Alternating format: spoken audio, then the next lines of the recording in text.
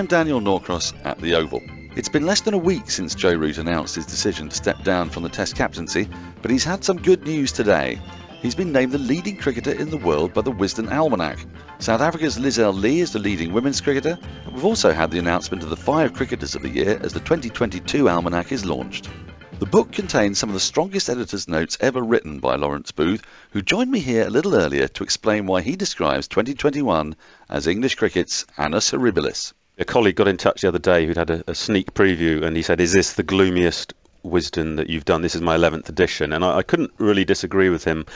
And I said, well, what to do, really? What to do after the year that English cricket had? You cited the Latin. I sort of fell back on there. Off the field, it was a shocker with the racism scandal precipitated by Azim Rafiq, not dealt with very well by either Yorkshire or the ECB. And then, of course, on the field, England win. Well, in this almanac, it's 1 out of 14. By the time it's published, it's 1 out of 17 because they've lost in the West Indies, which will be reported on in next year's Wisden. So, on and off the field, a disaster. And then, on top of that, we have the revelation last year that Tom Harrison and a few of his colleagues at the ECB will pocket a bonus totalling £2.1 million.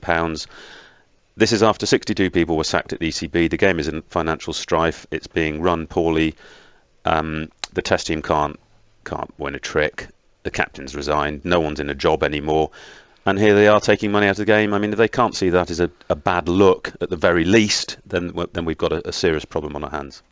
Well, we have, haven't we? And we also don't really know what the ECB consists of at the moment. So you're firing your barrels, but there's only one kind of person here, Tom Harrison, that remains as a target, because the ECB itself has sort of become this slippery, amorphous body, leaderless, rudderless. Is that part of the problem? It is, and look, Tom Harrison was almost the last man standing at the start of the year. I mean, after the Ashes debacle, they lost the managing director, Ashley Giles, the head coach, Chris Silverwood, the assistant coach, Graham Thorpe. The chairman is a stand-in at the moment. Andrew Strauss was a stand-in managing director. He was partly responsible for not taking Broad and Anderson to the Caribbean, of which no doubt more later. Joe Root has now gone as Test captain. Tom Harrison, we spoke to in February. A few of us went to the ECB offices, and he said he wasn't going to be running away from the challenges. Now, on the one hand, you might say, well, that's all very noble. On the other, you might point out that a lot of these challenges have been brought about under his reign. He's been in the job for 7 years now.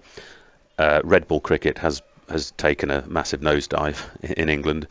He's introduced the 100, which he claims will financially bankroll the game for future years. Whether that happens remains to be seen. But what is clear, it has not helped the Test team. The Test team has been essentially forgotten about, with disastrous consequences. I mean, this is essentially a Test nation. Probably one of the last cricket countries that is a Test, first and foremost, a Test nation. Australia might be that as well, especially when the Ashes takes place. India is a very strong Test team, but they've gone down the white ball route, really. The IPL is all powerful there. Everywhere else needs white ball cricket to make money. But England, if England starts to lose interest in Test cricket, then Test cricket has got a huge problem. And that has happened under Harrison's watch. So nothing personal against him. I quite like the guy, but I think he has not administered the game as well as he might have done.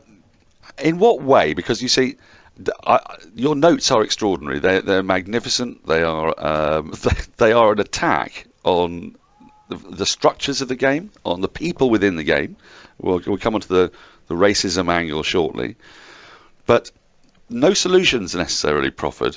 So what is it, do you think, that has specifically gone wrong, that has led to this sidelining of red ball cricket? We find ourselves talking constantly on the BBC about the structure of the county championship, when matches are played, and yet lots of things don't quite add up. You score lots and lots of runs on placid pitches in April, where the pitches are quite flat and well prepared.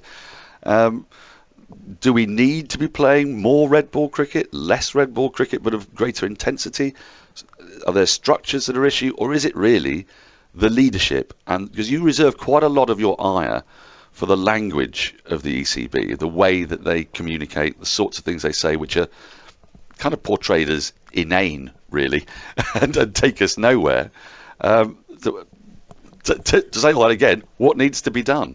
Well, look, to your first point, one solution. This won't solve the problems in English cricket, but the money has to.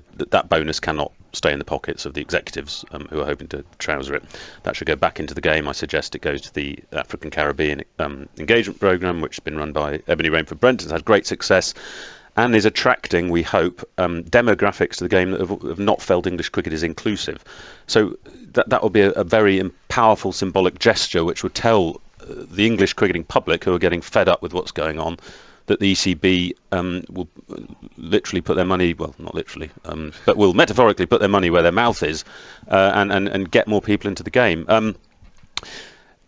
What has specifically gone wrong? Look, the 100 came in last year essentially as a way of trying to attract people to the game who were lost when cricket disappeared behind a paywall in 2006. Now, that's not Harrison's fault. That happened well before his time. But the general ebb of cricket standing in that time. I mean, Alistair Cook made all his test runs behind a paywall, essentially. Go back to 2005, and those guys were national heroes. I know we're talking about an all-time great series. The streets of London were filled for the open-top bus parade. They went to Trafalgar Square. They were a national talking point. That was a great potential moment for English cricket. And at that very moment, they went behind the paywall. And ever since then, the ECB has been chasing its tail, really. And to Harrison's credit, he recognised that a bit with 100 and stuck some of it on free-to-air, with good consequences for the game, especially women's cricket. The ECB have. On the flip side of that, the 100 is another white ball competition, so they have not taken red ball cricket seriously. They've taken Test cricket and red ball cricket for granted. That would be my big complaint. I mean, George Dobell's always using the phrase "shoved to the margins of the summer," but it's true. You make a fair point about the good pitches in April, but the worst pitches are in September, the worst conditions, and that's where a lot of the red ball cricket's being played as well. So we have not bred. The system has not been encouraged to breed Test cricketers, fast bowlers who can go at it, hammer and tong for 10 games a season. Say leg spinners who can get deployed throughout the summer and especially on turning pitches in August, which is now given over to the 100. So the red ball game has been taken for granted with the consequences we're seeing now. Yeah, that would be my main complaint. And it's taken for granted, I guess, because grounds still get packed out. And this then speaks to something else to which you allude, which is it's almost a little bit like Gideon Haig's aphorism: does cricket make money to exist, or does it exist to make money? And you seem to think that cricket at the moment thinks it exists to make money. Is that fair? Yes, I think there is a corporate mentality at the ECB where they regard themselves first and foremost as a business. My suggestion that the money gets given back, I know it'll be dismissed as idealism, essentially. And if journalists can't be idealistic, if Wisden can't be, well, who can be? That's part of our jobs, is to try and hold these guys to account. The general sporting fan, cricket fans, aren't that interested in the finances of the game. All they want to ensure that the cricket is on, and they will go to see it. They don't particularly care about the bottom line. But look, if the ECB want to talk about the bottom line, let's talk about the reserves that have been dwindled completely from over 70 million a few years ago to virtually nothing now, and that is partly because they've thrown a lot at the 100. They say that will be replenished in due course. But I don't want to have to write about administrators. That's an annoying part of the game. I came into cricket writing to write about the cricket and the players. It always pains me when I have to write about the administrators, but I felt this year that there really was no choice. Yes, I mean, that was something that I heard when I first came into a press box. And Jared Kimber was talking to John Etheridge, and John Etheridge said to him, "We're here to talk about men in boots, not men in suits." But of course, we have actually found ourselves for the last 7 or 8 years talking about nothing but men in suits because the game has moved along so quickly. But look, since we've touched on the 100, let's go a little bit deeper on that, because there are a lot of people who have got very strong opinions on the 100. It's a very polarising thing. And I watched a fair bit of it last year, and all the things I thought would be terrible about it weren't, and all the things I thought would be really good about it also weren't. I got it completely wrong, right. And I'm prepared to admit that. I saw a crowd at Headingley watching Northern Superchargers against Manchester Originals, and I was ready to be cynical about, well, it's not Yorkshire v Lancashire, so no one's going to care. I saw a crowd that was enormously engaged, loved every minute of it, baying for blood as Stephen Finn was hit for 29 runs in a set of 5, something for which you reserve a certain ire, which I share, incidentally. And they really got into it. They were able to find a kind of allegiance, and there appeared to be a lot of just large crowds, engaged, enthusiastic, and interesting. The format itself, none of the innovations really seemed to make any difference. They didn't really take off. But as a spectacle, wouldn't you say that for a first season, the 100 actually, certainly in the women's game, was more than a qualified success? Yeah, and I do say that in the notes. I'm full of praise for what it may do for women's cricket. I was here on the first night at the Oval, and like you, I was pleasantly surprised by the speed with which fans started cheering for Oval Invincibles, their home team. I think also on that night there was a different dynamic going on, which was that women and girls in the crowd felt like women's cricket was being taken seriously, and that was a crucial moment for women's cricket. Now, the men's competition for me was a different matter. Yeah, there were crowds and people enjoyed the cricket. Look, cricket's a good game. You go and watch it, you'll enjoy it no matter how you dress it up. My point really was that they had all the benefits going. The 100. It was in the summer holidays, the height of the season, long evenings, all the marketing in the world from the ECB. My God, they put so much into that. It was hyped to the nines. In a way that the other formats weren't. The T20 Blast was almost sort of treated as a push to the side. They were slightly embarrassed to mention it. Forget the Championship. And as for the Royal London Cup, well, that became a second 11 tournament because it ran concurrently with the 100. So my main concern about the men's 100 is the effect it will have on other forms of the game. And the 100's here to stay. There's no point kind of grumbling about the fact it is here to stay. A lot of money and reputational worth has been invested in it by the ECB. They have to make it work for their own sort of professional reputations. I'm just not sure the effects on the rest of the game have been thought through. I don't quite understand how they are going to make it work if they insist on having it clash with other international cricket and the CPL to the point. I mean, I can be very cynical, and I dare say you can too. And I assumed that the 100 we would be deluged with star names. You know, Chris Gale might be coming out there and batting on one leg because it's Chris Gale. But actually, we've seen in this draft that, no disrespect to Laurie Evans, but Laurie Evans has got a £125,000 deal and no one's bought Chris Gale or David Warner. So it's almost as if these teams actually want to win more than they want to attract fans. So is there a sort of confusion also in the way the 100's been set up? Well, I think you've raised an important point there. The standard of overseas players isn't as high as was sold to us initially. That's just something that they will have to try and sort of sweep under the carpet. And look, I think they're selling tickets. Cricket is a great game, and if you throw all the advantages I've mentioned at it, it's going to get people coming through the gate. Couldn't they have done that for the T20 Blast, which was making a lot of money for counties, and had established sort of a place in the general cricket fan's heart, despite scepticism in 2003. By the way, I don't buy the argument that, well, it worked for 2020, why can't it work for the 100? Because you can't just keep introducing new tournaments because 2020 worked. That is faulty logic. Having said all that, English cricket needs the 100 to work financially. You can criticise some of the claims made on its behalf, but you do need it to work for the general good of the game. Right, let's move on to racism, because it's another large topic that comes through the start of the beginning of the book. And there's a lot written in this Wisden about it. You write about it in your notes. Azim Rafiq writes a piece. David Hobbs writes a piece. And clearly, you were deeply affected by that and how this racism scandal at Yorkshire was handled, and how England's CEO, the ECB CEO, found himself up against DCMS and has to go back every 3 months. It's a complete shambles, isn't it? Yes, I mean, in a nutshell. The Harrison appearing in front of Parliament, the Parliamentary Committee, every 3 months is self-evidently a bad look for the game. The ECB have put out a 12-point plan to tackle racism. We've seen these plans before. There is an urgency about it this time, because I think the Rafiq story has somehow broken through to the wider public. I think previous debates about racism in cricket have been very in-house. I think this is now a widespread debate, and it's why the MPs got interested in it.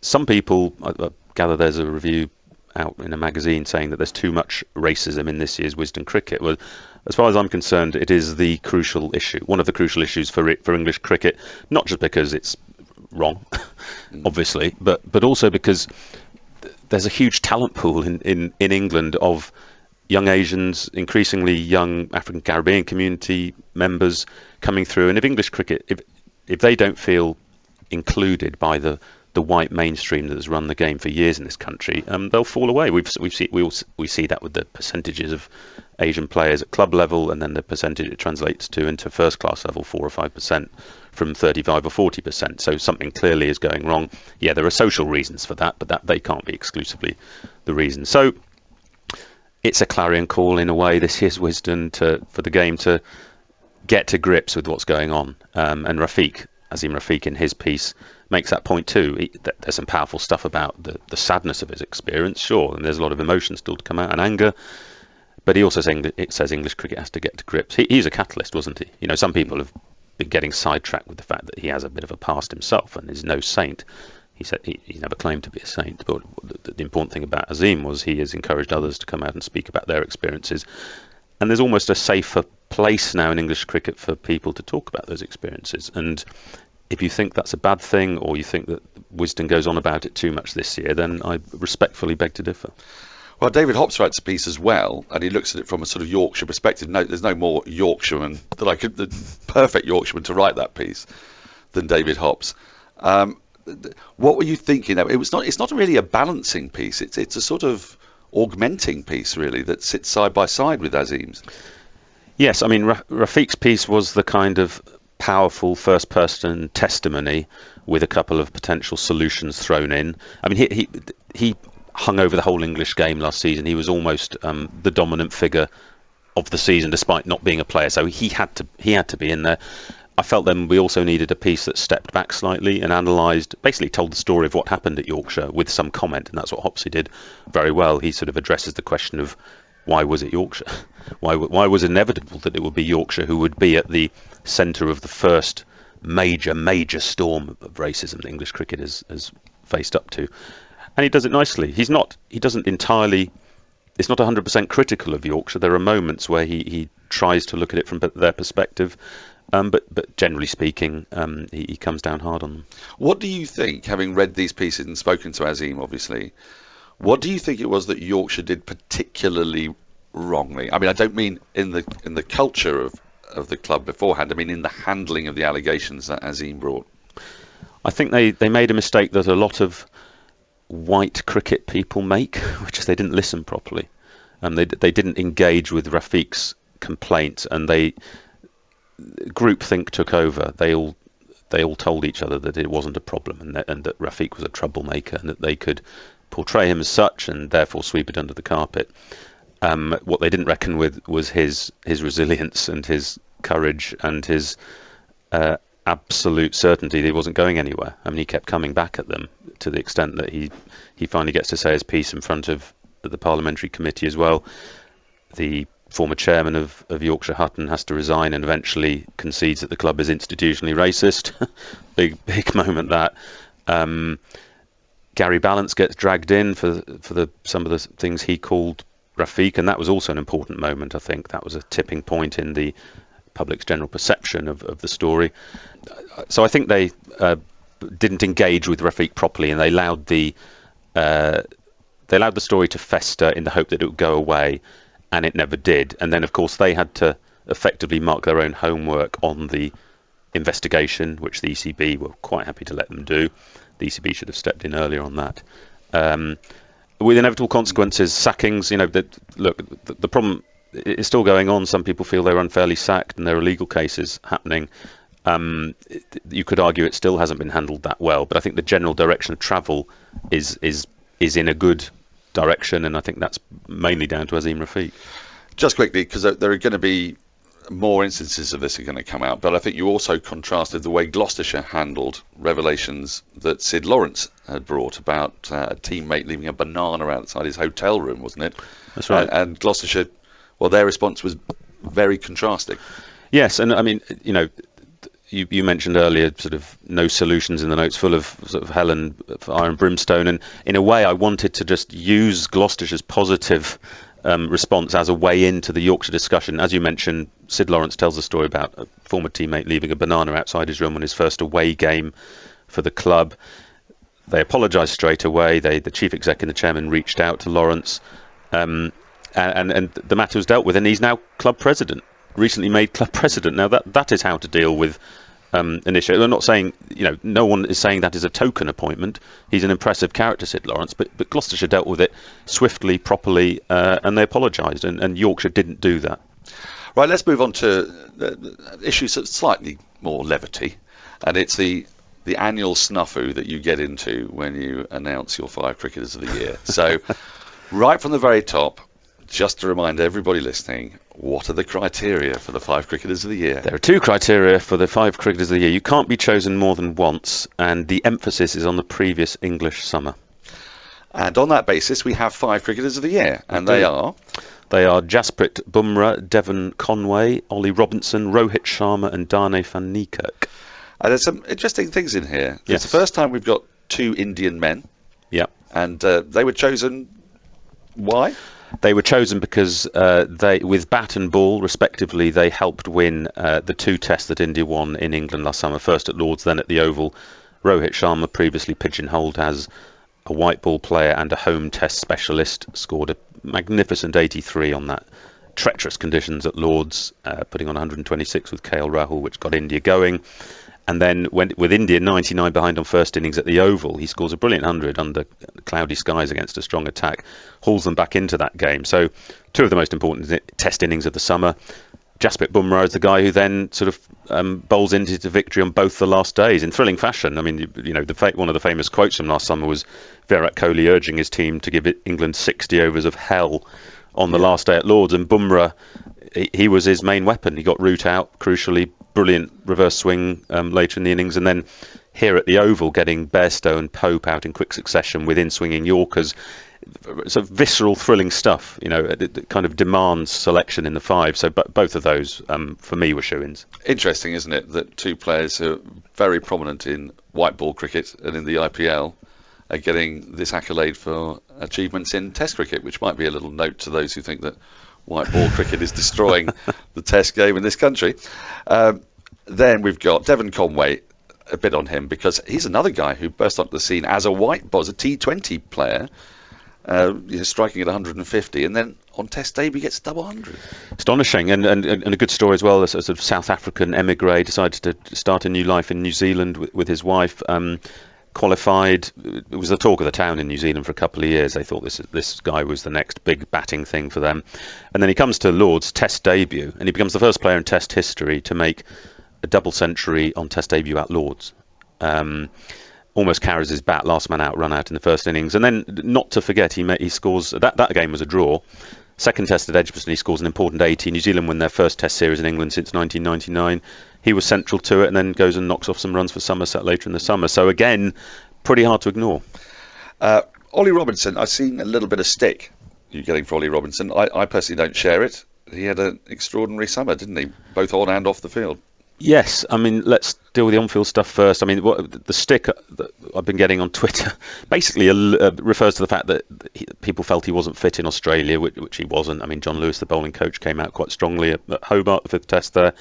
And then, of course, he didn't bowl at all in the Caribbean, where England were very much hoping that he'd prove himself to be the sort of heir to Broad and Anderson. So, but look, let's not be short memory about this. In the English summer, which is the period we're talking about, he took 28 Test wickets, an average of 19. That's 10 more wickets than any other England bowler, and that was his first Test summer. So, again, pretty hard to ignore him on cricketing grounds. Now, the off-field stuff is an interesting one. The horrible tweets that were unearthed on his first day as a Test cricketer. Some people have said, how can you choose Robinson? The tweets were racist, they were sexist, they were Islamophobic. What kind of message does this send out? Well, and I'm not saying it was an easy decision. This was talked about. Will we be seen as endorsing those tweets? And my argument would be that there are a few factors. The tweets were a decade old. That doesn't condone the content of them, but hopefully it mitigates to some degree their impact.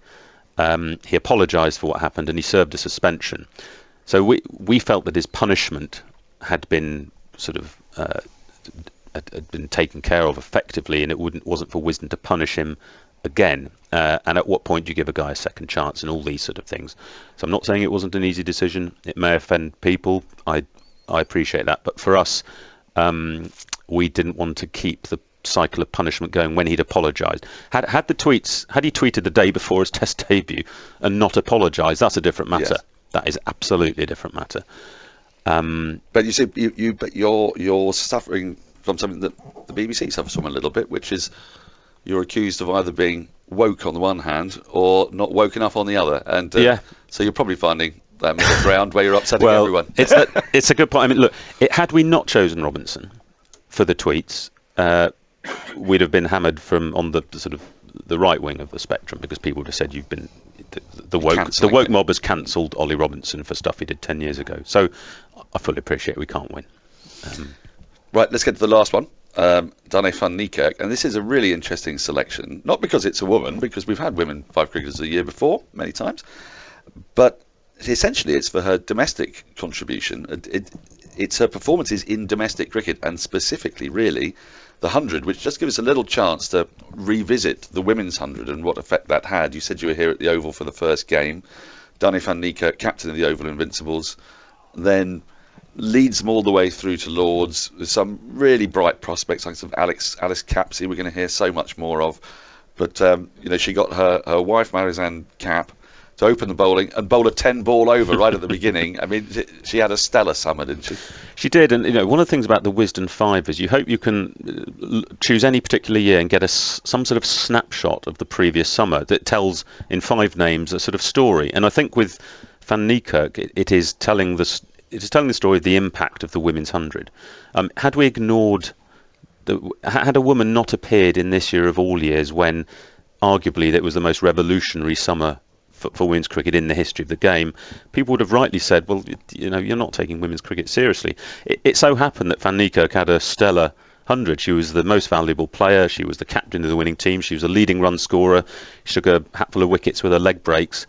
And you mentioned her wife there, Marizanne Kapp. There's some very touching stuff in the profile that Tanya Aldred wrote, where they're both God-fearing Christians, and they struggled to reconcile that with the fact that they were gay, essentially, and it took their parents a while to reconcile that fact. But Dane talks in the profile about she's answerable to God, essentially. So there's a whole other element to it.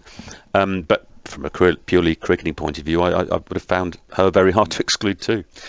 Just dot the I's and cross the T's on the other awards. Lizelle Lee, leading woman cricketer. Joe Root, leading cricketer for his extraordinary feats last year, over 1,500 runs, or 1,600 1,700, I beg his pardon. And Mohammad Rizwan, leading T20 player, had an extraordinary year of T20 cricket.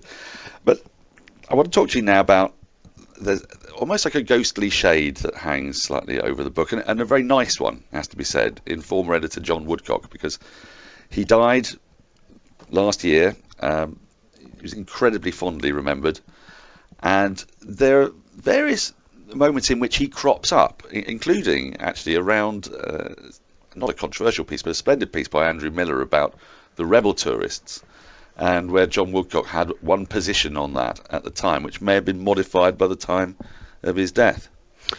Yeah, I mean, Wooders was a sort of a true blue.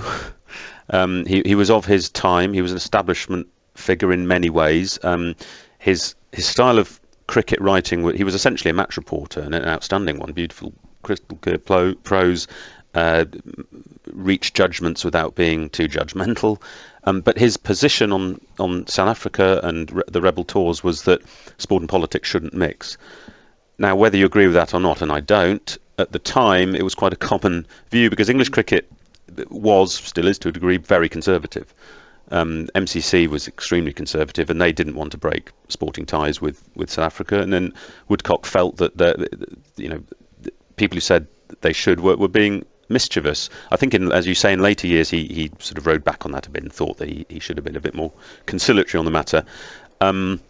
So he's a man of his time. He features heavily in this year's book. I mean, there were times when I was asking myself, was he featuring too heavily? But he was a giant of the trade that fills this book. Mike Atherton writes very fondly of him. Henry Blofeld tells a great story of the Rolls Royce they took to India in 76, 77, 46-day trip. Would that be allowed today? No chance.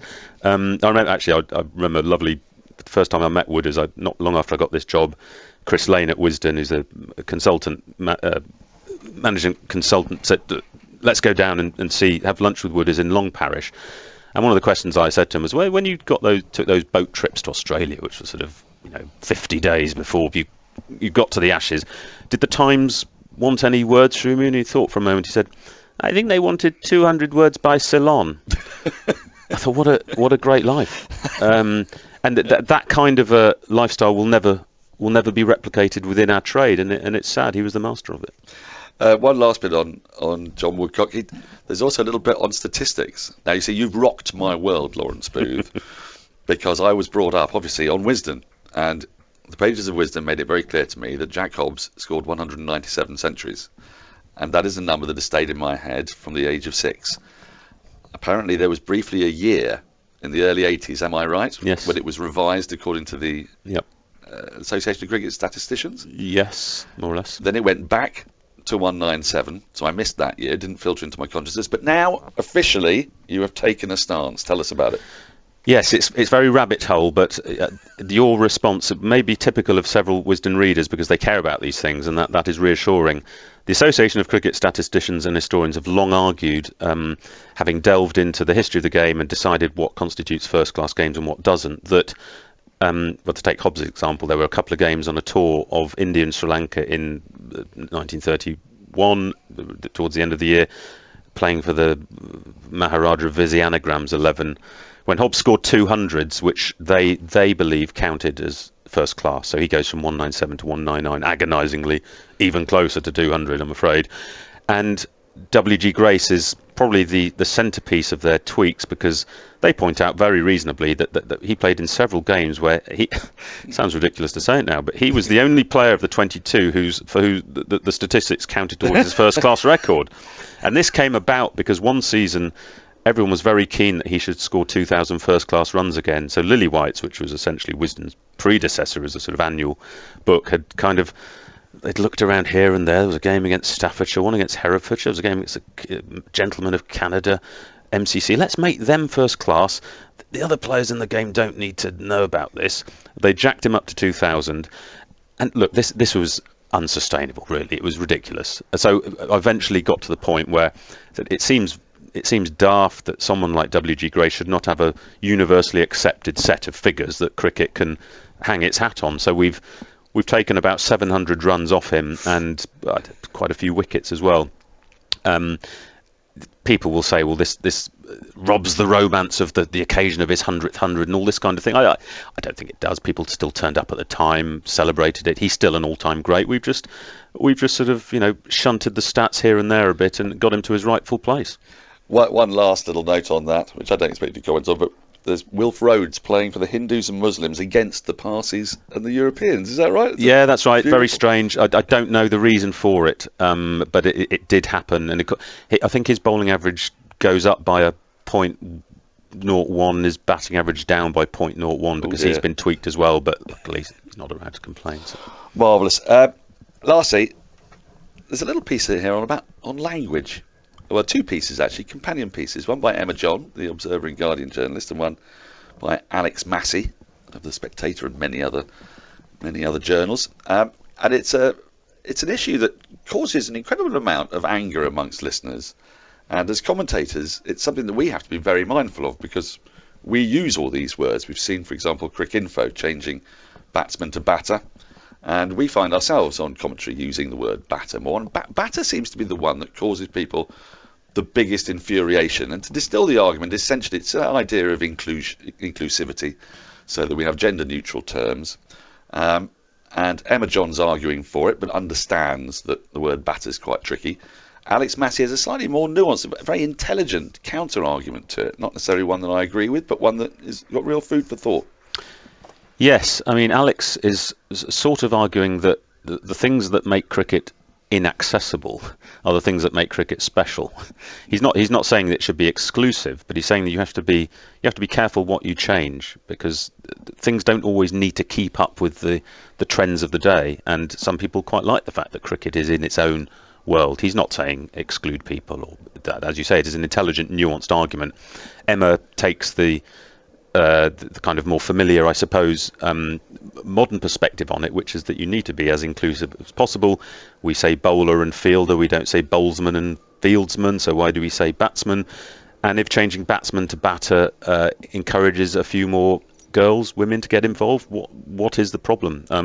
In 2 or 3 years' time, we'll probably all be saying batter, and no one will bat an eyelid about it. So, the evolution of cricket's language does get people going. They think batter means baseball, or the old joke is that it's what you have in your fish and chips. It's like, if I hear that once more, I will scream. But funny, isn't it, how words can be used to have 2 different meanings, or even more? Absolutely staggering, isn't it? It's a novel concept. So we shall see. We may look back on those 2 pieces in a couple of years' time and work out who was right or wrong. Well, I got to use night watcher for the first time in my life, because it's so rare for a woman night watcher. Absolutely. And there was one last year at Bristol. There you go. For India. And it felt fine, actually. I didn't suddenly have well? apoplexy. I slept well. I was absolutely fine. Lawrence, I could keep talking to you for hours yet, because this year's Bible is huge. There are some other lovely pieces in there. There's some hard ones to read. One by Gideon Haigh really takes England's Ashes woes apart. Andy Bull talking about the history of pitches as well, and how it's been, sort of 250 years of arguments that we've had over pitches. There's a lot. It's not just the statistics and match reports. It's another towering achievement. Lawrence, thanks ever so much for joining us, and good luck with the book. Thank you for having me. Absolute pleasure talking to you.